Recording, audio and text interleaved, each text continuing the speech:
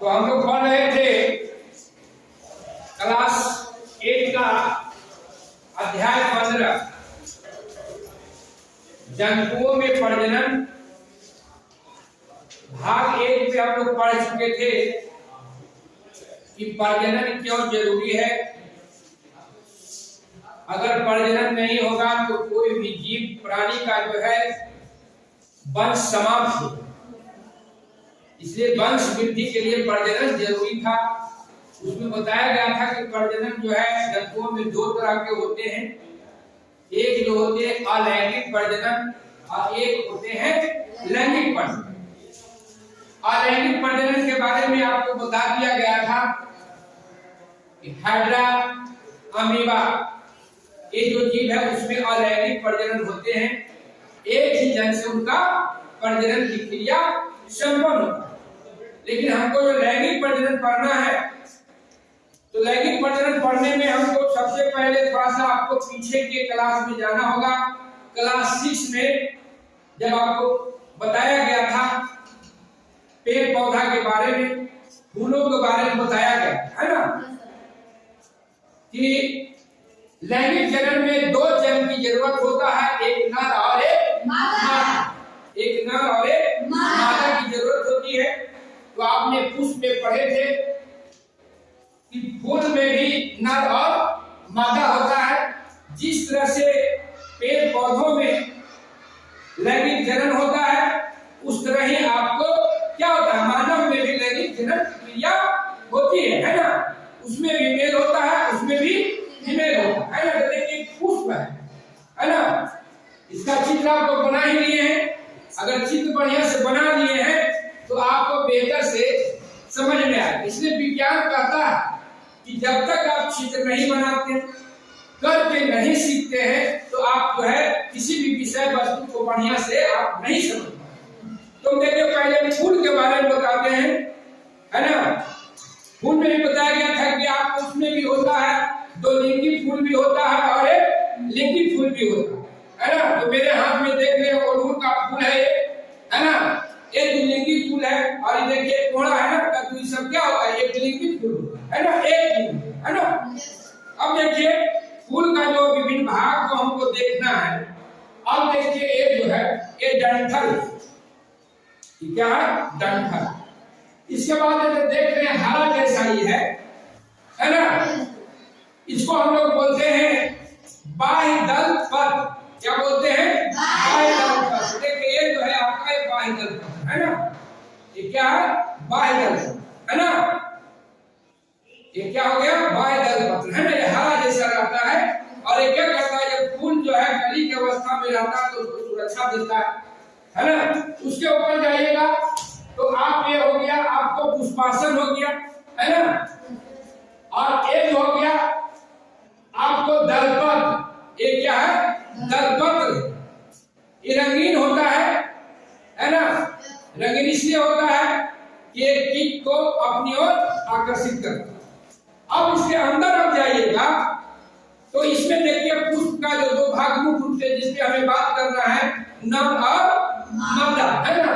तो देखिए इसमें जो फूल का ये है एक नर भाग, इसको हम लोग बोलते हैं पुंकेसर। इसको क्या बोलते हैं, पुंकेसर है ना।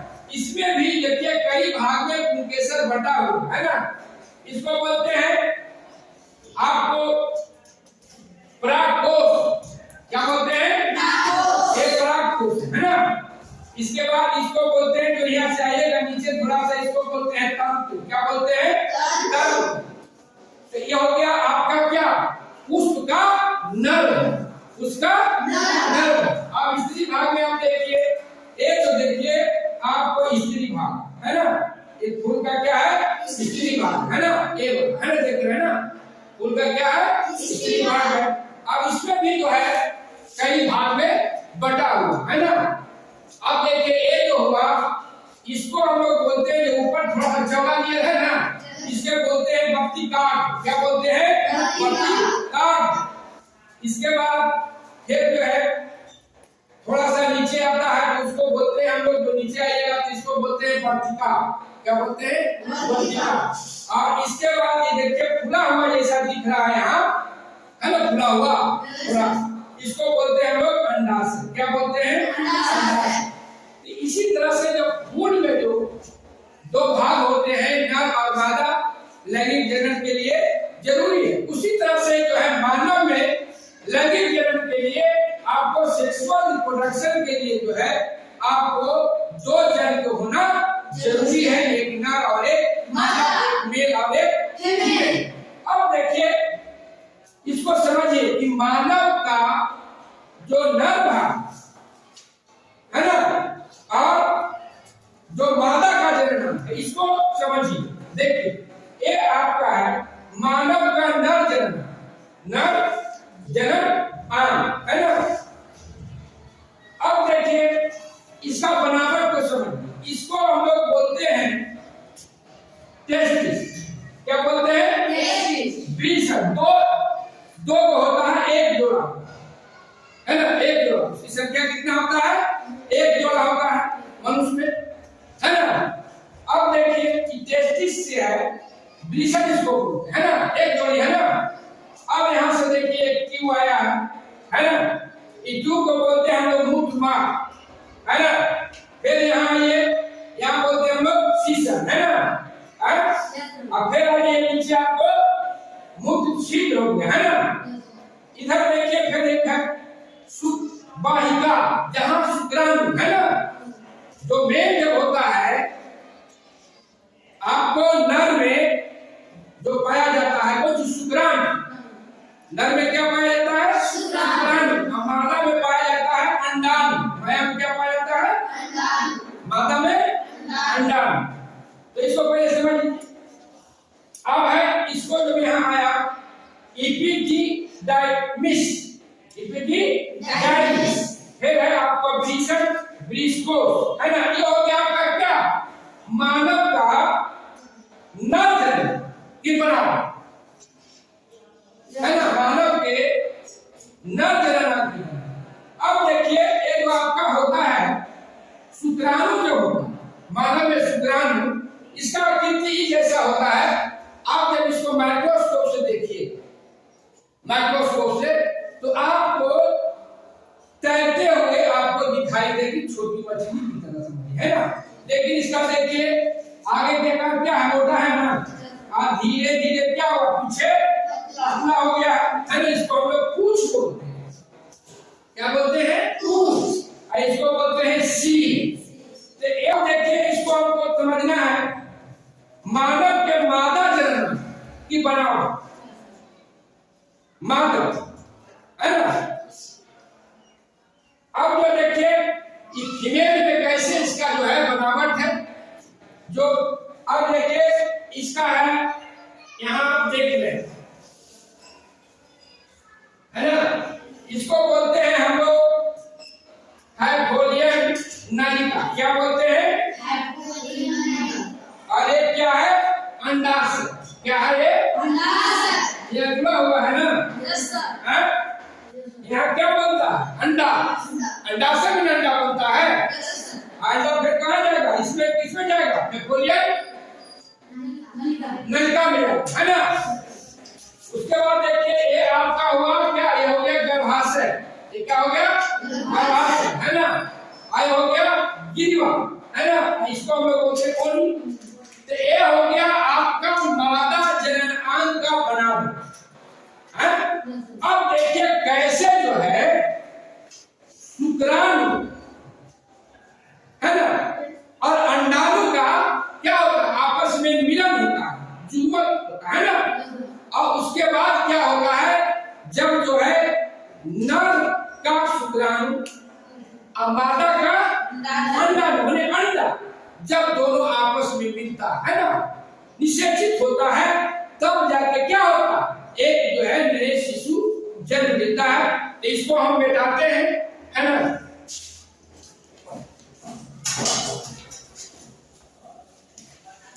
तो अब इसको समझिए कि कैसे जो है निषेचन की क्रिया होता है। निषेचन की क्रिया से ही एक जो है नए शिशु जन्म लेता है। और ये भी जानिए कि जो सेक्सुअल रिप्रोडक्शन है भी दो तरह का होता है। एक अंता और एक बाह्य। से मेढक है ना, मछली है, इस सब के नाम सुनी है। तो मेढक और इसमें मछली का जो होता है निषेचन की क्रिया जो होता है वो क्या होता है, बाहर होता है, शरीर से बाहर होता है। अंडा दे दिया और उसका निषेचन की क्रिया बाहर होता है, लेकिन जो जंतु है उसका निषेचन की क्रिया शरीर के अंदर ही होता है ना।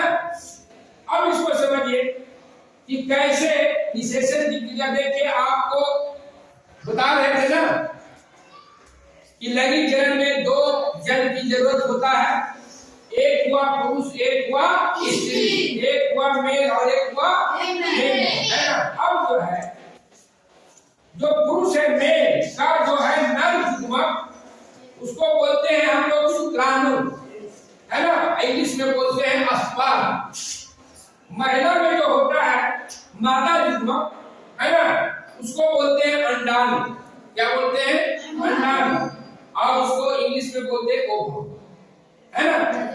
अब क्या होता है, दोनों का आपस में क्या करता है, मिल जाता।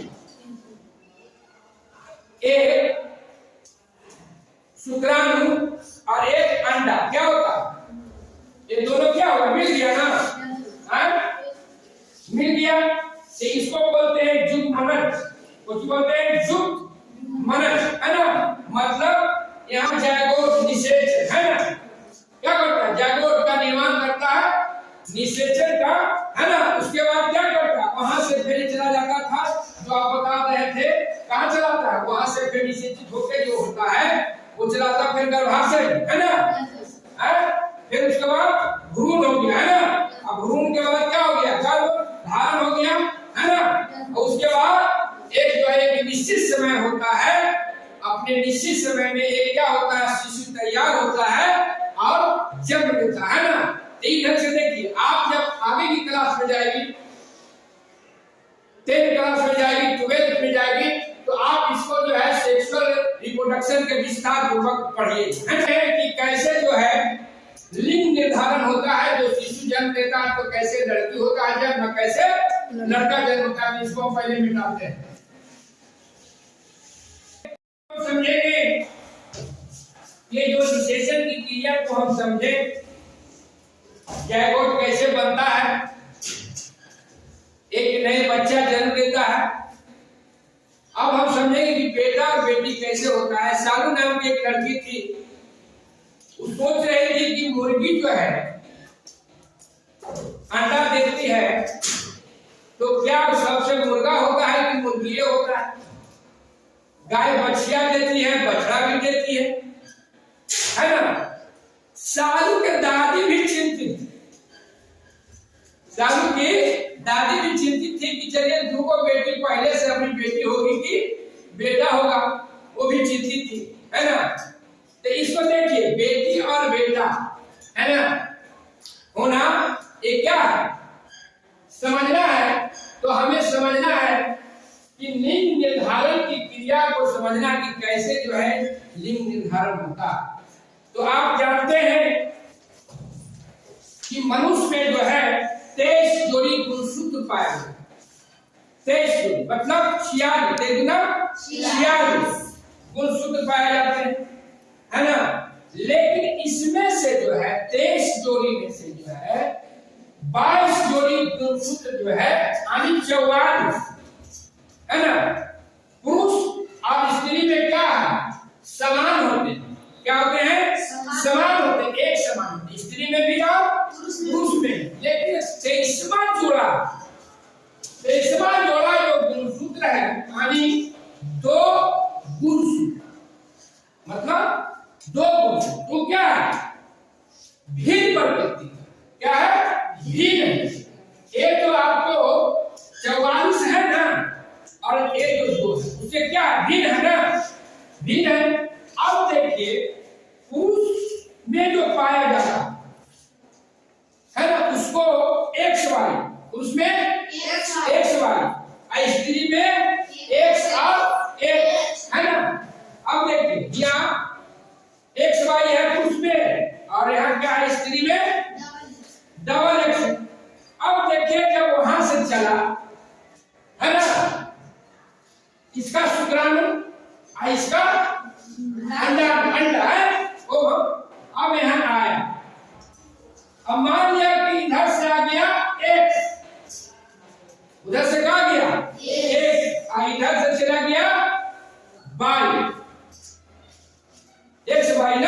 तो एक समाई जब दोनों का जुम्मन होगा, जायगोत बनेगा, है ना, यही निर्धारित हो जाता है कि बेटा होगा कि बेटी होगा, है ना।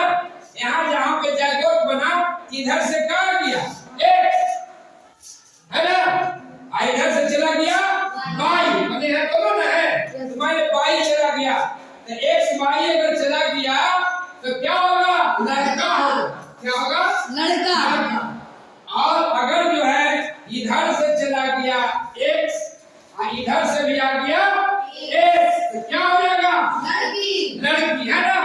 तो इस तरह से आपका निषेचन की क्रिया होता है और एक नए संतान का उत्पन्न होता है।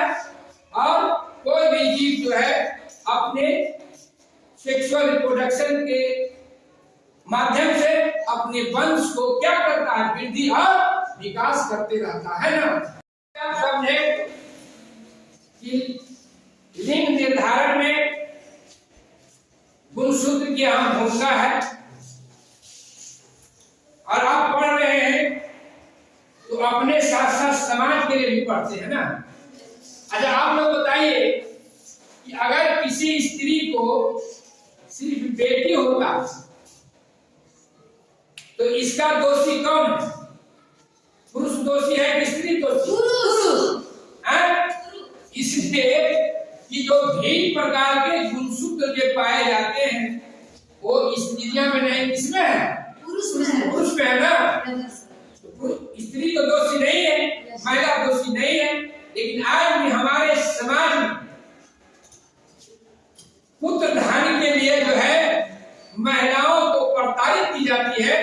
तो इसके लिए हमें क्या करना, आवाज उठानी चाहिए, किरण उठानी चाहिए, इन्हें इसमें स्त्री का कोई दोष नहीं। ऐसा तो कहा गया बेटा हो और बेटी हो सब एक समान है। अभी देखें आपको राजा सुप्रीमो लालू प्रसाद यादव की बच्ची ने ही अपने पिता को जीवन दान दिया, किडनी दिया, है ना। बेटा बेटी में कोई अंतर है नहीं है। बेटा और बेटी अगर सबको समान अवसर दिया जाएगा, समान शिक्षा दिया जाएगा तो बेटी भी बहुत आगे बढ़ सकती है ना। बहुत जगह बेटियां आगे, है ना, पीटी उषा, है ना, बेटी में कोई अंतर नहीं है। तो आज जो है हम लोग भाग 2 में इतना ही रखते हैं और भाग 3 में हम पढ़ेंगे कृत्रिम गर्भाधारण, है ना, टेस्ट ट्यूब बेबी, है ना। उसके बारे में हम लोग भाग 3 में पढ़ेंगे कि कैसे जो होता है कृत्रिम रूप से गर्भाधारण को आज हम लोग